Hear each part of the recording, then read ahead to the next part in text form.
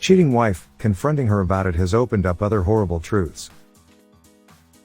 I've been with my wife for 16 years, married for almost 14, we have 2 daughters, one is mine biologically, the other is mine in every other way, I love them all with all of my being. A few weeks ago, I took my wife to get her eyebrows microbladed, during which, I hope to enjoy a night of dining, and fun in the city, just to enjoy each other's company, on a rarely enjoyed date night. While she was enduring the procedure, she left her phone with me. After a bit, a notification popped up. It was my stepdaughter. Even though I'm completely unaware on how to use Snapchat, I thought it would be fun to surprise her with a response from dad instead of mom. It took a few minutes, but I was able to fire off a goofy picture back to her. After sending, I somehow stumbled in her chat section. At first glance it was nothing, but then I noticed a name I've always hated. We'll call him Nick. I hesitated at first, never wanting to be that type of guy who snoops through her phone, but curiosity got the best of me. I was floored by what I saw, detailed conversations about a tryst they had recently, the details of which I will mostly keep silent, but let's just state that it was about oral sex. I couldn't help but to continue reading. It was difficult for several reasons, the obvious betrayal set aside. As I've learned about Snapchat, portions will delete automatically, so the dates jumped wildly, and details were sparse from the past. What I did learn was that it had happened a few times over the past few months, including on my birthday. As I slept upstairs, I work very early. I know at my age birthdays aren't as exciting or important.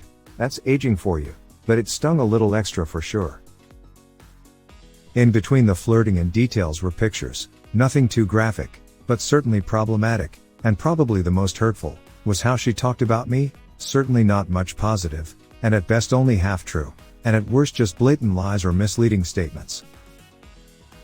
She got to a moment for a break in her procedure, so I put the phone down, visibly shaken. She asked what was wrong, not wanting to cause a scene in public, or involve the poor girl doing the procedure in our mess. I just told her I wasn't feeling well and wanted to get some fresh air. I spent the rest of the procedure, about 2 hours, walking downtown trying to figure out what steps to take next. After the procedure, I told her we'd have to put a hold on the other plans to both of our dismay, intending to discuss things when we got back home. Once we reached our car, I couldn't hold back. I told her everything I saw. I told her not to touch her phone because I wanted to talk to her about it point by point, and didn't want her removing or deleting anything anywhere from her phone. We cried and screamed all the way home. Once home, we set the kids up, and we went to our room where I dove in headfirst. I had her unlock her phone and give it to me, which she eventually did, very reluctantly. That's where it got even harder. She admitted to the infidelity with Nick, in the basement on multiple occasions, but as I dove deeper in the phone, I found out a couple of other issues. It turns out that while we were dating, before we were married, she had been with a friend in college that I always feared, but she had always denied. She insists, the same with Nick, that they did not have intercourse, only oral, making out, etc., a contentious subject as we seem to disagree on the definition of sex. Hearing this, my mind ran away, and I began to ask about any and every situation where I feel she might have been able to cheat. Nothing too serious, except one. One night, years ago after work, she didn't come home until almost 2 a.m. I remember asking where she had been. She told me she was out. Nothing more. Despite my worries, in my new relationship naivety, I let it go for the time being, but it always lingered in the back of my mind, and burst out that night. As I asked, in between anger and hurt, she suddenly tightened up. She started crying, and I assumed that this was the one that would end our relationship. Instead, without going into detail in fairness to her, it was the story of her sexual assault that she had never told anyone. She cried, I cried, we held each other forever. I felt like the world's biggest asshole, while simultaneously hurt and betrayed from the other stories of her actual infidelity outside of the assault. I assured her that the assault wasn't her fault, and that despite my feelings now, that I would certainly never hold that against her. What piece of shit would? We stopped the fighting at that point as we were both worn out. Over the next few days, we tried to be cordial and mend fences where possible. The problem was that, as is abundantly clear above, I'm not social media savvy. I don't use them terribly often, if ever. Well, she is, and has quite a large following across several platforms. She has been using those platforms to create sympathy for herself, not giving details, but using cryptic messages about how sad she is, how everything is ruined, how bad her depression currently is. Now our friends are sympathetic towards her without knowing any details, while I appear to be the unsympathetic husband who makes her miserable. I've seen comments about how I may be the problem.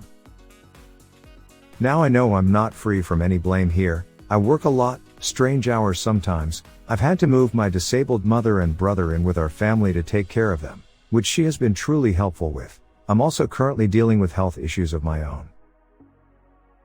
And I can admit that because of these things, I've not been the most attentive husband for her emotionally or sexually. I have tried, but it's difficult sometimes as life gets in the way. But the fact is that I wanted to, I'm just not sure she does, and I don't feel that it justifies her infidelity. I'm at a loss here. It seems that every direction I look is the wrong one.